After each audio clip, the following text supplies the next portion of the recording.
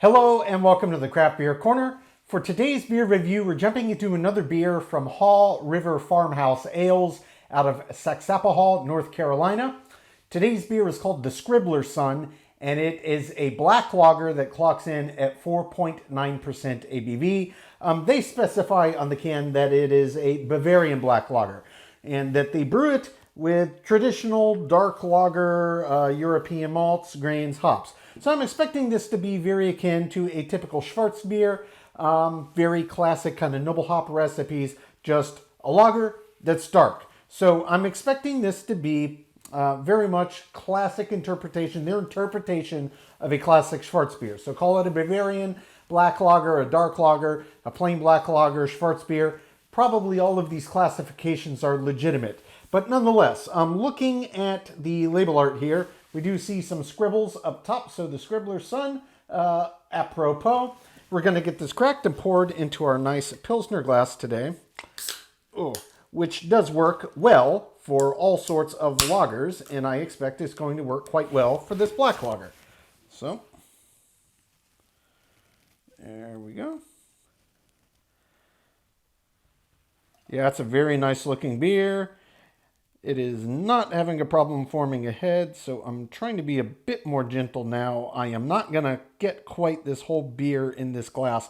This is one that can actually fit a full pint in it, but you really run out of room for the head. But it does a really great job. Wow, really big aroma already coming off of this. So before we jump right over it, visually, yeah, I mean, this is absolutely pitch black. For only a 4.9% ABV beer, it's impressively dark. Normally I would expect to still see some light through at the bottom with this ABV range, but they clearly use plenty of very, very dark malts in here. It looks absolutely fantastic.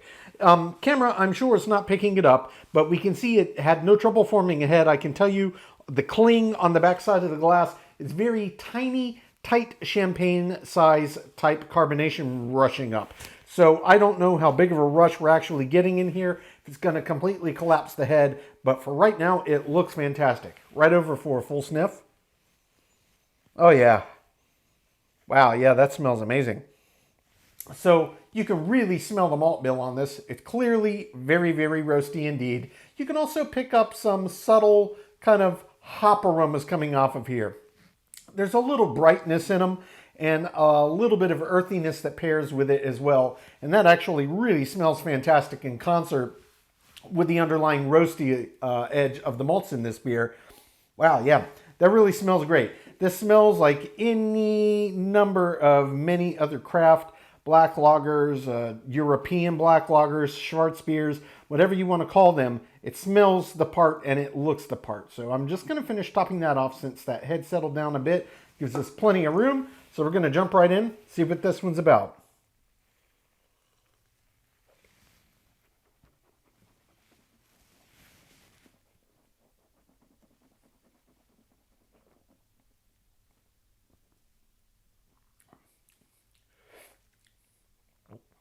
Oh, absolutely, yes. That is extremely well done. That's extremely well done. Okay, wow. This is as good as any Schwarzbier, black lager, whatever you want to categorize it. It's as good as any as I've ever had. No question about it.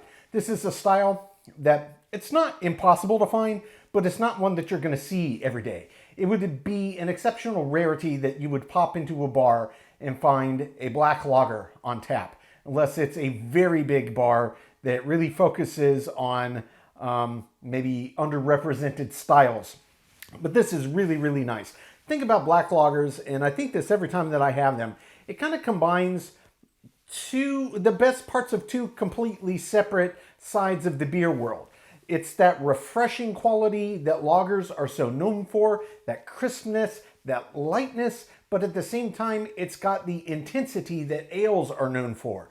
So you get kind of two sides of the same coin in the same beer. This is a style that every time I have it, I wonder, why aren't there more of these out there? Why aren't they as more readily able to be found than they are? And this is just another fantastic example of that.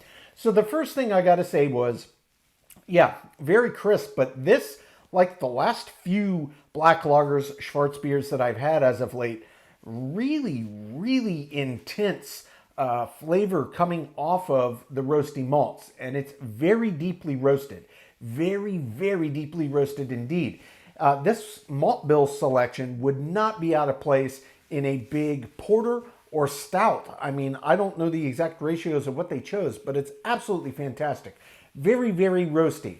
But the flip side is, because this is the lager, it presents itself in a completely different way than it does in an ale. So yes, you get that, and it's big with that flavor, but because the yeast strains act so differently in these different beer styles, it's got that lighter edge to it that lagers are known for. Ales tend to be heavier. They tend to be a lot more in your face than a lager. So this is just a really great example of why, for my money, it's one of the great beer styles out there, and I'm glad that we are in the time that we are, that you can actually reasonably readily find these. You may have to go to Tavour. You may have to go to your local Total Wine, a well-stocked local craft beer shop, or import shop if they've got a nice German selection of beers. Schwarzbiers are quite popular over there, but it's definitely a style that's worth your time if you haven't gotten that heavily into them. So, nonetheless, my flavor impressions, I absolutely love it. I'm going to jump back in for body and mouthfeel, pick this apart, re-intensify, we'll see what we missed. We will talk about the balance and we will talk about the finish, but on first sip, I am a huge fan of this one. Take two.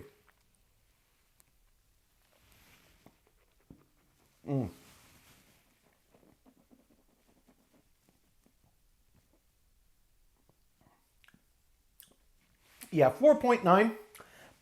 Color doesn't really matter. 4.9% ABV on a lager. It's kind of medium light to medium. Feels right. It's not a super heavy beer. It's not a super high ABV. It shouldn't be, but it feels right for the ABV. In terms of the mouthfeel, this one gets really, really creamy, extremely silky, bordering on velvety. It's got an extremely lush texture to it when you agitate around the palate. In terms of flavor re-intensification, on second sip, yeah, I'm just getting to enjoy it all over again. It's just a lot of layers of roast. There's even underlying notes of cacao and coffee. This is more like that lighter coffee or a lighter house blend coffee, not a dark French or Italian roast, nothing like that. But it does have these subtle coffee notes that blend with just this underlying roasty quality, as well as this slight earthiness to it as well. There's even a little bit of a grainy sense to it, almost granola-like, which is pretty common. And I really like it in this. So it's got a lot of these big flavor elements that are really, really present and quite clear from the malt bill. And make no mistake, this is a beer style that is indeed all about the malt bill. Well, it's really about the combination of ingredients, but it's going to be malt-centric. Yes, obviously they use some nice classic hops in here. This one is not extremely heavily hopped, in the sense that there's not big overarching hop flavor profiles that are popping out and kind of masking the malt bill at all. They're letting the malt bill do the talking here. If I had to say how the hops are coming in terms of flavor perception to my palate, it's definitely earthy. So any number of German or Czech noble hops have similar qualities. Just like a British Fogel hop. There's several kind of older hop varieties. That's kind of where their characteristic and quality traits are. It's kind of that earthiness, which is really probably the least offensive and works the best in the most beer styles of all the hop character traits. Absolutely, for sure. And it works extremely well in this one. In terms of the balance of this, I might want a little more bitters to kick out of this one. It's definitely, to me, feels like it's driving out of the malt bill much more so than the hops. But that's really much more of a personal preference thing. For what the style is and how they put it together based on a traditional dark black lager Schwarzbier, yeah, this is just a premium example of that. They nailed it. The length of the finish and kind of how it works. This is a style that can sometimes have some dryness that would be akin to the very end of a classic Pils. In this case, it's not. I'm not getting any dryness anywhere on the palate. This one's actually very wet all around, all the way to the end of the finish. And it's not a super long finish, but it is longer than some. I would say it's kind of on the high end of average for the style, and really comes down to just the overall intensity of the level of roast from the malt bills. Sure, the hops are doing a little bit of that, but it's definitely being driven dominantly by the underpinning of this malt bill. It's absolutely fantastic. I really do love a black lager, a dark lager. It's the best of both worlds. I love them. This is another fantastic one. I'm going to take my time, sip on this, count my scores. When we come back, we will get this beer ranked from top to bottom.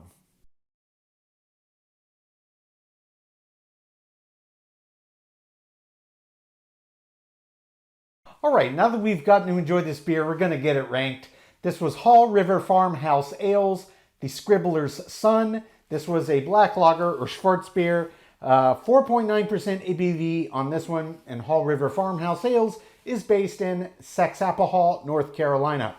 So this was just a really, really well done beer. I mean, I absolutely loved it. This was as good as any Schwarzbier I've ever had, be it from another American craft brewer or from an actual European brewer where the style originated.